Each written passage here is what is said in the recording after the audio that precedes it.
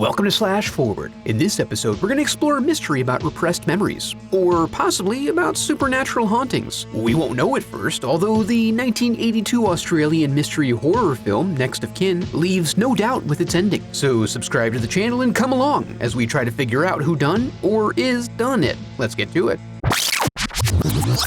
We open on a bruised and bloodied woman at a petrol station. Through voiceover, we hear that old Linda here is a proud recent recipient of a significant inheritance. So why so sad? Let's find out. We then find ourselves cruising down the road in better times, recklessly zipping around through the amber fields of her hometown. She and Nickel arrive at the local diner from the opening, where Nickel is relinquished to the care of his father, Harry. She settles in and is served some coffee as Harry offers his condolences over the recent loss of her mother, recounting charming anecdotes about how she used to come to the diner and just sit and stare out the window. How wistful. Linda arrives at the estate she now owns right as a rainstorm begins to roll in, so she enlists the help of Lance in bringing in the wash, a task he is barely able to do, and they're not quite fast enough as they fail to bring it to completion before the clouds open up. Inside, Linda sorts through some boxes of old collectibles and memories, before heading up to the dusty attic where she becomes nostalgic about Mommy's favorite volleyball. She's then approached by caretaker Connie, who helps her get the window closed and warns her to watch out for the power lines. As they proceed downstairs together, we learn that the estate is actually an active nursing home and has been for many years.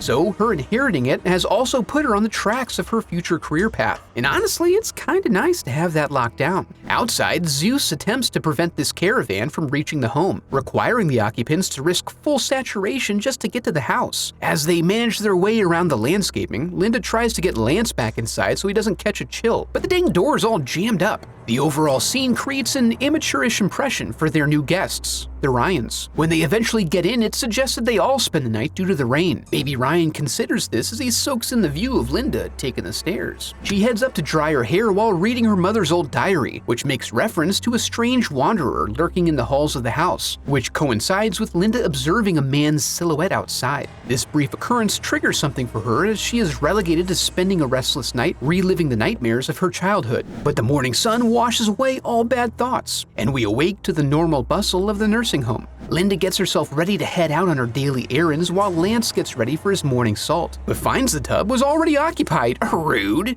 And while the scrubs are busy fishing out the slippery corpse, Linda flips her hair about and engages in some travel flirting with Mr. Ryan, behaving here like a young road warrior. She arrives at her destination and meets with Barney, an absolute unit. They have a packed day of indolence planned, starting with a float in the crystal brown waters of the local river. This is followed with a quaint visit to Linda's mom's gravesite, and then a carefree run through a field of wildflowers. Linda gets a bit too wrapped up in the whimsy of this and soon finds herself alone, deep within the woods. She thinks she spots Barney in the distance, but then he assaults her from behind. He decides to humor her momentarily by going to inspect the sighting, but he finds nothing. As they drive off, she expresses the distinct feeling she's been getting that she's not welcomed by the community, after leaving for years with no intervening contact. To try to help assuage these feelings, he invites her to come to a party that evening, which may put her back in the good graces of her peers. The inanity of their entire day is brought into sharp focus when she arrives back at her estate and learns of the unexpected death earlier that day.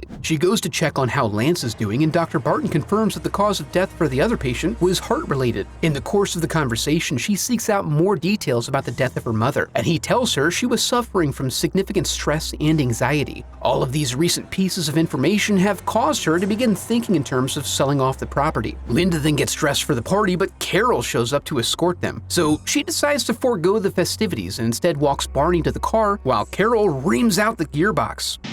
Oh, bloody gears! Might be sick with your band. On her way back in, she makes note of a watcher in the window. She then relieves Connie and Dr. Barton for the evening and has a disorienting walk back to her room. She spends a little time catching up on her correspondence before being disrupted by her kitty, who leaves her to go chase a shadow. Stupid kitty. As she glances over the books, she notices something very odd. Dr. R.B. Rita. But that's not all. R.B. Rita? Now wait, where have I heard that? Dr. R.B. Ah, of course! But before the significance of these entries is revealed to us, the power goes out, meaning that somewhere in the house right now, someone's life support has shut off. Linda finds the hand torch and makes the rounds to ensure everyone's doing okay, but then gets distracted by Puss Puss's incessant mewling. Hey, Puss Puss.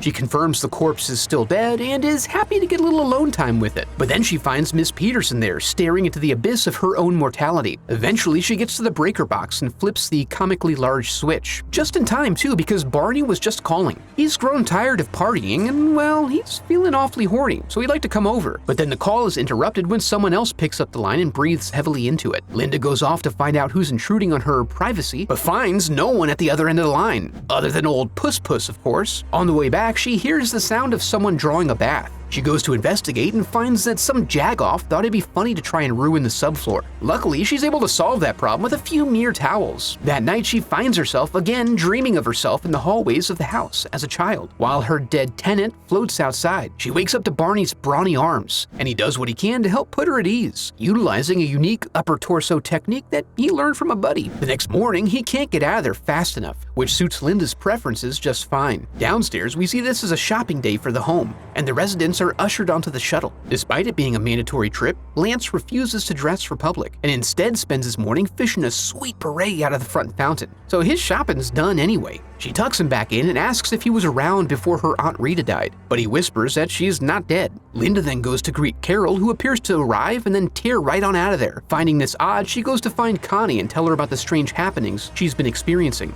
But answers are not forthcoming, so she tries to go relay this to Barney, who can't reach Carol by phone but thinks little of it. After that, she's off to ask Dr. Barton more details about Rita, due to Lance indicating she didn't die. The doctor claims this is likely because she was moved to a different nursing home before she died, and he suggests it would be ideal for her to just go ahead and forget all about that nasty business. But when she gets home, she sees movement in her window again and is determined to get to the bottom of it. Unfortunately, she doesn't find anyone in her room, and Connie insists the house is empty except for them and Lance. When she returns to her room, she finds the diary open to a page in which her mother wrote about being unable to live with a terrible memory that haunts her. As she reads further, it's indicated that this terrible memory originated from an event 20 years prior. So Linda dives into the archives and pores over accounts of strange noises in the night, taps left running, and an ancient evil present in the house. She reads and gets progressively greasier until it's revealed that she herself had found a dead dude in the tub when she was very young. And it wasn't just the one dude. Many tenants were found drowned. She goes to the office to access the records and peeps a scene that makes it look like Connie and Dr. Barton are plotting against her. In an abundance of care, she quietly pulls the records for the parties named in her mother's diary. None of them list death resulting from excessive bathing, and all are signed off on by Dr. Barton, a little bitch. She circles around behind them to get a look at the house corpse again and finds some curious marks about the neck and shoulders. When they find her, she rushes off into the forest, eventually arriving at the bingo hall. She presents as disheveled and confused as she seeks out Barney's assistance. Then they all sit around and watch as she struggles to open the door, confirming that they likely do hate her. Outside, she struggles to maintain her composure, but Barney manages to bring her down. They eventually make it back to the estate, where Linda requests the barnster take a peek at the documents in the office to confirm that she's not crazy. She, of course, elects to wait outside. Nearby, as the cherubs yeet toward the heavens, the stream turns suspiciously red. Afraid this may be a hallucination, she pulls back the ivy and is relieved by the confirmation that there's an actual dead body swimming in the base of the fountain. Of course, this doesn't bode well for Barn, so she runs inside, only to find her grand protector now deceased, as he is launched out of a wheelchair into her face. Thinking quick, she rushes upstairs to save Lance by pushing him out the window. She holds the door as footsteps pound down the hallway, and then sneaks out to her own room, where she locks the door from the inside, but only discovers too late that she's not alone. Sitting in her chair wearing her mother's jacket is Ms. Ryan, revealed to be her crazy Aunt Rita, not only alive but also super pissed about being kept from her precious estate. She spends a little time soothing Linda as she quietly unlocks the door, and then Mr. Ryan appears, looking and acting as crazy as can be. They play a little game of footsie-grabby, and he menaces her in a truly psychotic fashion. After toying with her a bit, he makes like he's gonna do her right in front of his mommy, but he plays too much and it allows Linda to get the upper hand. Linda breaks free and locks herself in the bathroom, where she finds the remaining witnesses to the horrors that have befallen them. While trying to decide what to do, Rita makes a fatal error. I can see you. And she pays dearly for it. Linda then runs past them, hops into her truck, and goes ripping into town. She arrives at the diner where Nickel sleeps, apparently. She rushes in and they lock up and barricade themselves. The phone is not functional for some reason, so they're left to sit and wait. She works through her trauma with the help of some sugar cubes, a project she finishes right as Mr. Ryan busts through the front window, absolutely pissed about his mommy's eyeball. They mostly stand there as he continues to push his way in. Nickel lets off a couple of ineffectual shots that do little more than reveal several pathways noise to death, as some live wires dance hypnotically near a forming puddle of petrol. But since this isn't Final Destination, Linda decides to leave nothing to chance, and cleanly removes his head with the shotgun. Then they drive off into the sunrise as Nickel's livelihood and possible home go up in flames behind them. I have a website set up where you can support the channel through donations or merch. I'd like to take a moment to give a huge thanks to my donors, memorialized in the Hall of Headshots.